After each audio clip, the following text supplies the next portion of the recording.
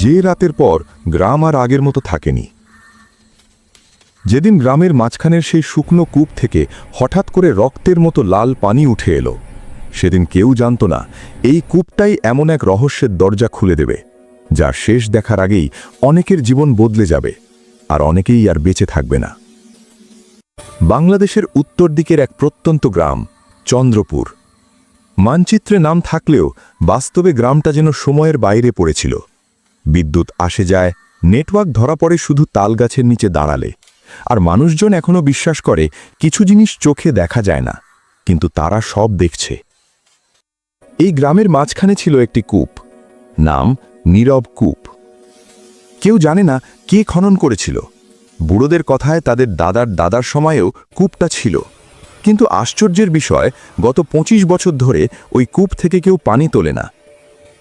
কারণ শেষ যে মানুষটা তুলেছিল সে আর কখনো কথা বলেনি। সেই রাতে বৃষ্টি হচ্ছিল না, তবু আকাশ অস্বাভাবিকভাবে কালো। গ্রামের স্কুল শিক্ষক আরিফ রহমান বাড়ি ফিরছিলেন। শহর থেকে বদলি হয়ে আসার ৩ মাস হল, এখনও গ্রামের মানুষ তাকে পুরোপুরি আপন করে নেয়নি। হঠাৎ তিনি থেমে গেলেন। কূপটার পাশ দিয়ে যেতে গিয়ে তিনি দেখলেন কূপের ভেতর থেকে হালকা আলো বের হচ্ছে। আরিফ ভাবলেন, এত রাতে কেউ কূপের কাছে কি করছে? তিনি এগিয়ে গেলেন, আর ঠিক তখনই কূপের ভেতর থেকে একটা শব্দ এলো। না, সেটা পানি পড়ার শব্দ না, শব্দটা ছিল যেন কারো নিঃশ্বাস। আরিফের বুক ধক করে উঠল। তিনি কূপের ভেতরে তাকালেন, আর সেই মুহূর্তেই তিনি দেখলেন কূপের শুকনো তলায় জমে থাকা পানি ধীরে ধীরে লাল রং নিচ্ছে, রক্তের মতো লাল। আর সেই পানির ভেতর একটা মুখ ভেসে উঠল। মুখটা মানুষের, কিন্তু চোখ দুটো ছিল পুরো কালো। আরিফ চিৎকার করতে গিয়েও পারলেন না, গলা দিয়ে কোনো শব্দ বের হলো না। মুখটা ফিসফিস করে বলল, শেষমেশ তুমি এসেছো। ঠিক তখনই গ্রামের মসজিদের মাইক থেকে আজানের আওয়াজ ভেসে এলো। আরিফ চোখ বন্ধ করলেন। ১ সেকেন্ড, ২ সেকেন্ড।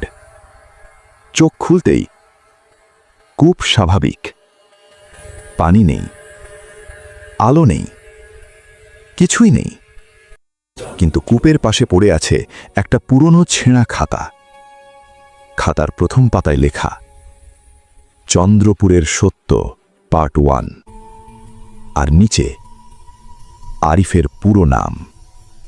আরিফ তখনও জানতেন না এই খাতা পড়া শুরু করার সঙ্গে সঙ্গেই তিনি এমন এক অলৌকিক চক্রে ঢুকে পড়েছেন যেখান থেকে বের হওয়ার একমাত্র উপায় পুরো সত্যটা জানা। কিন্তু প্রশ্ন একটাই, এই খাতা কে লিখছে আর কিভাবে জানে তার নাম? পার্ট 2তে সেই প্রশ্নের উত্তর মিলবে, কিন্তু তার আগে একজন নিখোঁজ হবে।